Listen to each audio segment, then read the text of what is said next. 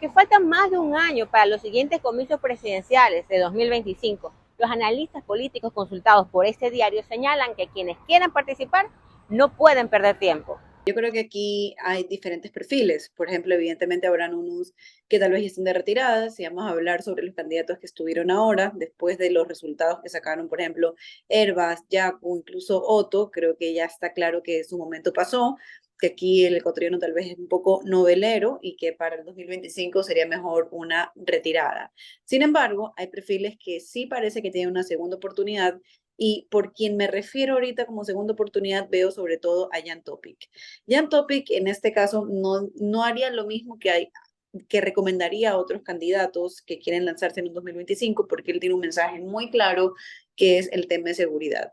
Entonces, para él, lo más recomendable si quiere mantenerse vigente en la política ecuatoriana es hacer política desde su trinchera. O sea, por ejemplo, no cometer los errores que en algún momento cometió Otto Sonne-Holzner. Otto, cuando fue vicepresidente, vinieron las elecciones y se desapareció. Se fue a estudiar un máster y una vez más se desapareció y por ahí de repente veíamos que tuiteaba algo y muy de repente. Creo que en este caso, considerando que Topic tiene un símbolo muy fuerte, que es el de la seguridad, que probablemente vayan a seguir crisis en relación a la inseguridad y demás, debería convertirse como una voz autorizada o un vocal o, por ejemplo, alguien que diría cómo se deberían de manejar las cosas, sobre todo una voz autorizada en materia de seguridad, para mantenerse vigente en la conversación.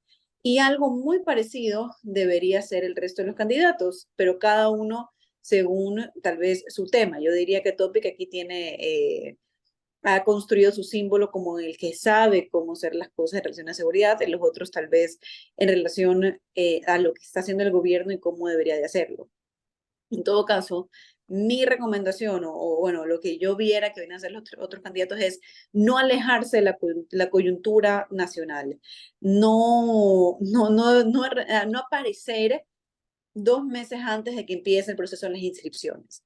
Es un año y medio, no es que tienen que mantenerse activos los 4 años, que eso es tal vez lo que Otto pensó, tal vez Otto pensó regresar en los últimos 2 años y volverse a ser eh, imprescindible o una cara familiar y que no se sintiera tanto su ausencia. Aquí es un año clavado en el que, porque ahí empezarían las elecciones, en el que tienen que constantemente hacer sentirle al Ecuador que todavía se preocupan por los ecuatorianos, que todavía hay una figura ahí que pueda dar paz, tranquilidad, estabilidad y que la gente quiera que sea una opción para el 2025. Sí creo que es importante, es muy difícil que ahorita vayan a tener partidos de base, eso creo que no lo vamos a lograr evidenciar.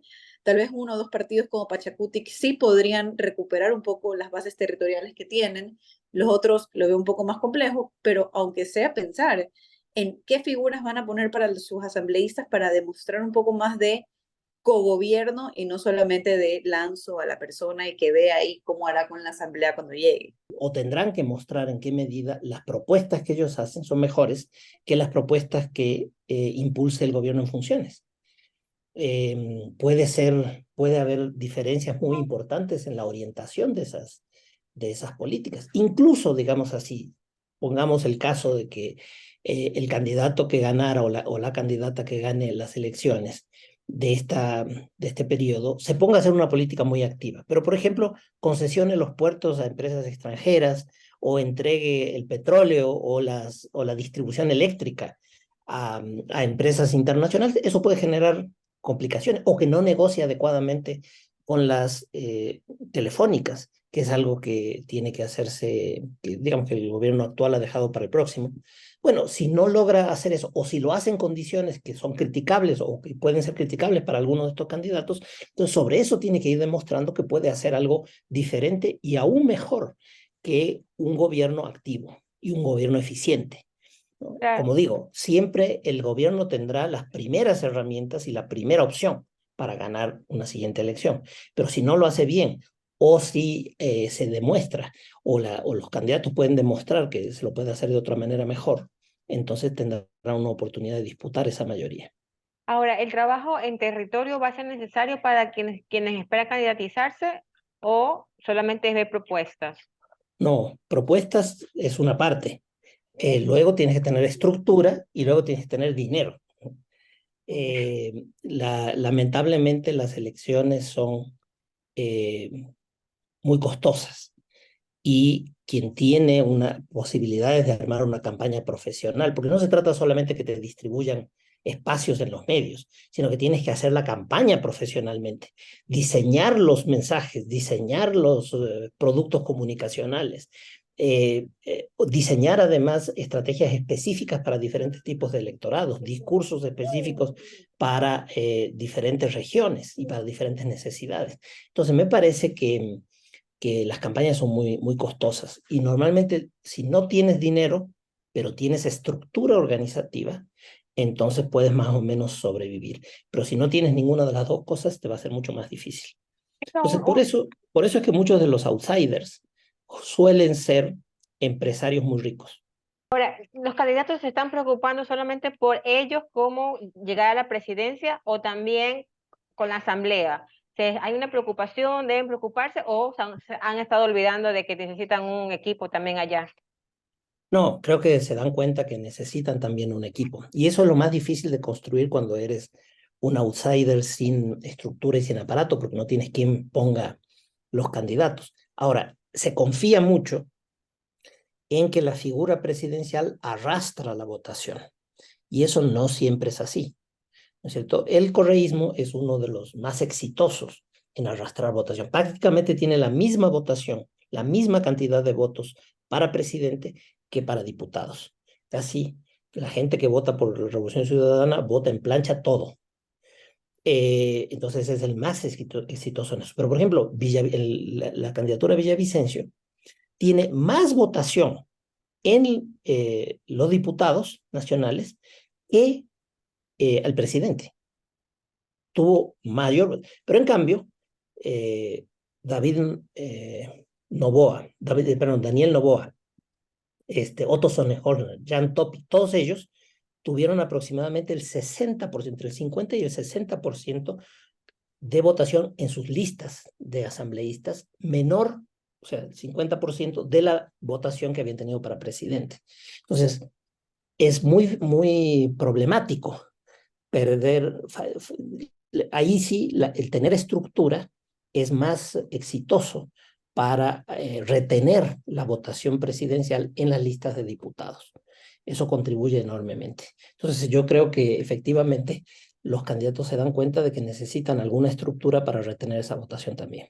Hemos visto que un partido como Amigo, con un porcentaje que es muy discreto, en una provincia consiguió sacar un asambleísta. Seguramente esto no se debe tanto al arrastre del candidato a la presidencia, sino al propio arrastre que tiene este nuevo asambleísta. Entonces, buscar estas figuras que tienen una imagen propia, una trayectoria propia y que tienen un empuje que no solo va a ser para este potencial candidato a la Asamblea, sino que también será para la candidatura presidencial. No podemos trabajar las redes sin pensar en el territorio, ni en el territorio sin pensar las redes. Las redes nos permiten llegar a muchos más sitios, pero al final el sentimiento que se siembra entre el candidato y la ciudadanía cuando pueden entrar en contacto. De hecho, fíjate, hay una teoría que es de 1950 aproximadamente, que se llama teoría de redes. En esa época no había redes sociales, era la red de personas.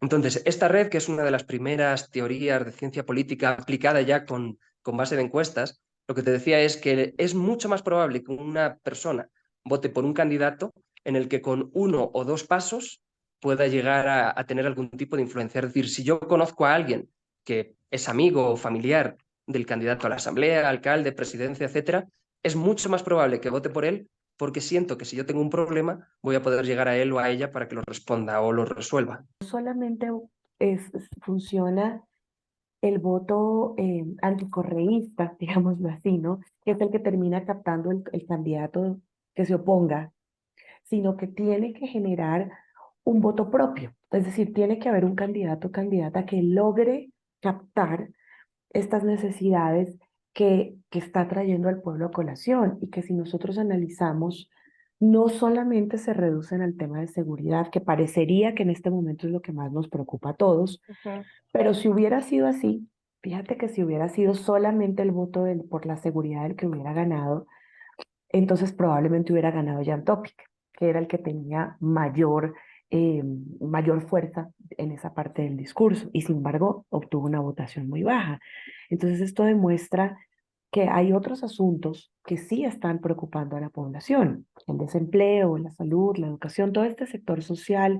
Hay una sensación de abandono en los territorios. Entonces yo creería que esperaría que hubieran propuestas que se trabajen desde las necesidades territoriales, que se trabaje en la línea socioeconómica, y con esto involucro educación, salud, para que haya una sensación un poco o sea, para que crezca la sensación de que puede haber un acompañamiento estatal real, y no solamente viene un modelo securitista nuevamente, ¿no? El Bukele a salvarnos de los malos, pero resulta que todo lo que produce o parte de lo que produce ese resultado sigue estando ahí.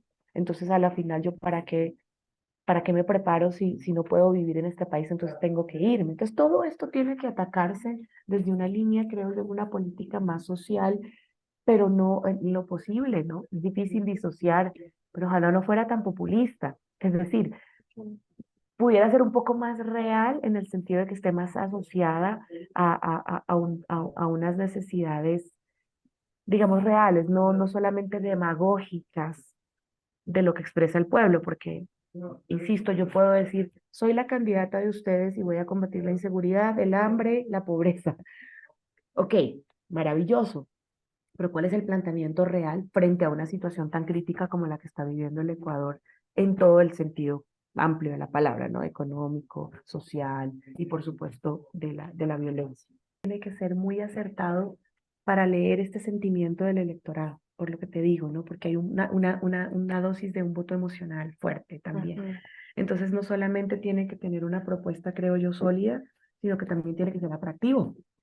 Y también atractivo a un sector de la población, por ejemplo, tan fuerte como son los jóvenes, que demostraron que ahorita tuvieron un peso importante dentro de la votación general.